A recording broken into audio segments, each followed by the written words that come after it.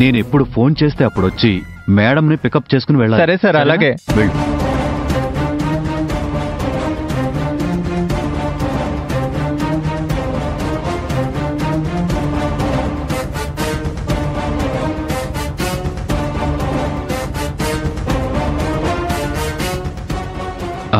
అభి వచ్చేసావా? నువ్వు ముందెళ్ళు, నీ వెనకాలే నేనొస్తాను. సరే వెళ్ళమ్మా.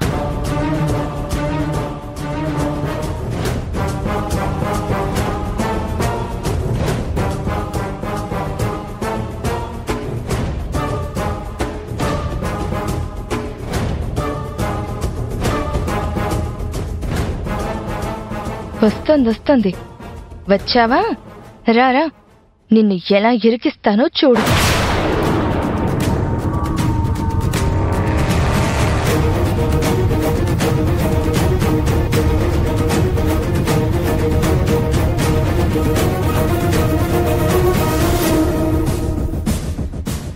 ఏంటబి, ఎక్కడికి వెళ్ళిపోయావు? అత్తయ్య గారు ఎంత కంగారు పడ్డారో తెలుసా?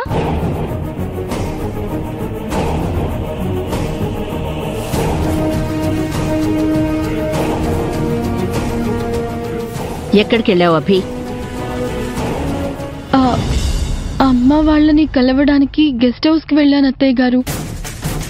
అమ్మ వాళ్ళు ఇక్కడికే బయలుదేరారని వాచ్మెన్ చెప్పాడు. అందుకే తిరిగి వచ్చేసాను. ఫలానా చోటికి వెళ్తున్నా అని నాకు చెప్పకుండా నువ్వెక్కడికి వెళ్లేదానివి కాదు. ఇవాళ నాకు చెప్పకుండా ఎందుకు వెళ్ళావు?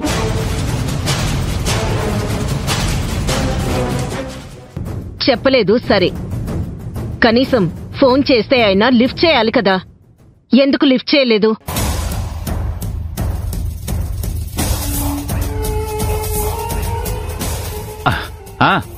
Okay okay okay Sudhakar, thank you. Abhi వచ్చేసావా? మీ అత్తయ్య నీ గురించే టెన్షన్ పడుతుంది. అక్కడికి నువ్వు నాతో చెప్పి వెళ్ళావని చెప్పాను కూడా. అవునభి, నువ్వు ఫోన్ ఎందుకు తీయలేదు? సైలెంట్లో పెట్టావా ఏంటి?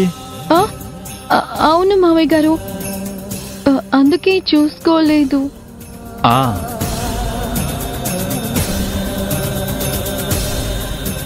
ఆయన క్వశ్చన్ వేస్తున్నాడా లేక ఇన్ఫర్మేషన్ ఇస్తున్నాడా?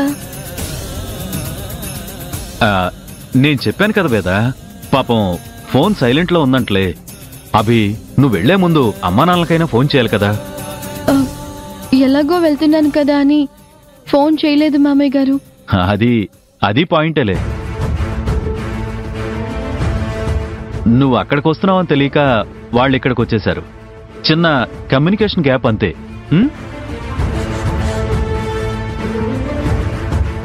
నన్ను మాట్లాడనిస్తారా? అభి, ఇంకెప్పుడు ఇలా చేయకు.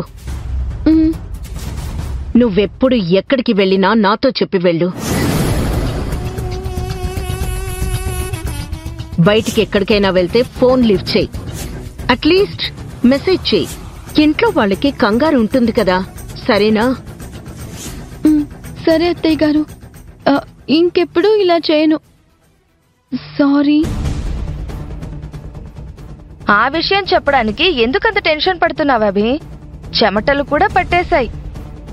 ఎవరైనా గమనిస్తే నువ్వు అబద్ధం చెప్తున్నావు అనుకుంటారు.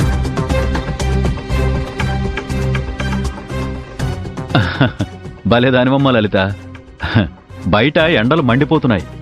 బయటికి వెళ్ళొస్తే పాపం చెమటలే పడతాయి. ఇంకా టెన్షన్ అంటావా? మీ అత్తయ్య అంత గంభీరంగా ప్రశ్నిస్తుంటే నేనైనా అలాగే టెన్షన్ పడతాను. పాపం అభి కూడా అంతే. అది కాదు మావయ్య గారు. Okay okay. అభి, మీ అమ్మ నాన్న వచ్చి చాలాసేపు అయింది. వాళ్ళకి భోజనాలేం పెట్టవా? త్వరగా వెళ్ళి వంట చేయమ్మా, వెళ్ళు. సరే మావయ్య గారు. అమ్మా నాన్న రండి. వెళ్ళండి. వెళ్తానత్తయ్య.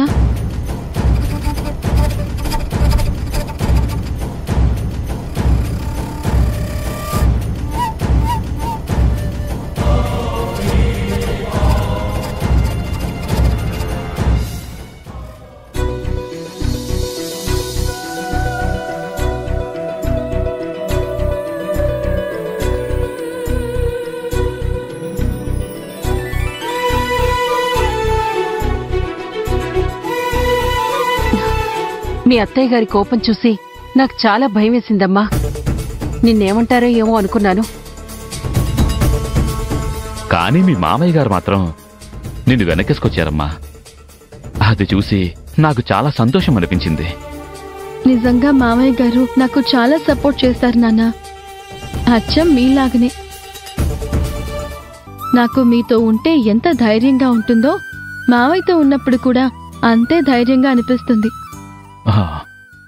వేదవతి గారు కోప్పడినా కూడా ఆ కోపంలో కూడా నీ మీద ప్రేమే కనిపించిందవి. ఇలాంటి అత్తమామలు దొరకడం నా అదృష్టమమ్మా.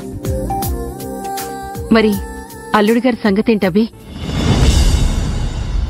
నిన్ను బాగానే చూసుకుంటున్నారా?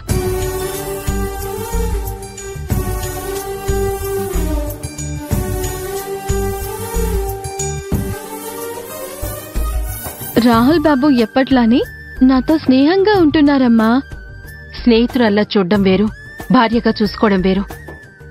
ఆ రెండింటికి చాలా తేడా ఉందవి. అనుకోకుండా పెళ్లి జరిగింది. తన జీవితానికో కొత్త తోడు వచ్చింది. మారిన పరిస్థితులకు అనుగుణంగా మారటానికి కాస్త టైం పడుతుంది. వాళ్ళు సంతోషంగా ఉంటారులే. అవునా? కాస్త టైం పడుతుంది. చూసారా, మాటల్లో పడి వంట సంగతే మర్చిపోయాను. ఉండండి. ఇప్పుడేం వద్దవి. నీ పెళ్లి జరిగితే తిరుపతి వస్తామని మొక్కుకున్నాం. ఇవాళ రాత్రి ట్రైన్కే బయలుదేరుతున్నాం. నీతో చెప్పి వెళ్దామని వచ్చాం. సడన్ గా ప్లాన్ చేశారేంటమ్మా? ముందే చెప్తే అందరం కలిసి వెళ్లేవాళ్లం కదా. నీ కాపురం కాస్త కుదుటపడి అంతా దారిలో పడ్డాక అల్లుడుగారితో సహా వెళ్లి స్వామివారికి కళ్యాణం చేయిద్దామవి. స్వామిని నమ్ముకుంటే అన్నీ ఆయనే అనుకూలించేలా చేస్తారు. ఆయన్నే నమ్ముకోమ్మా. సరే నాన్న, భోంచేసి వెళ్ళండి. లేదమ్మా, త్వరగా వెళ్ళి అన్నీ సర్దుకోవాలి. లేదంటే ట్రైన్కి లేట్ అవుతుంది. మేం వెళ్ళొస్తామమ్మా. తిరుపతి నుండి రాగానే వచ్చి కలుస్తాం, సరేనా? సరే అమ్మా. నాన్న మందులన్నీ మర్చిపోకుండా తీసుకువెళ్ళండి. అలాగే.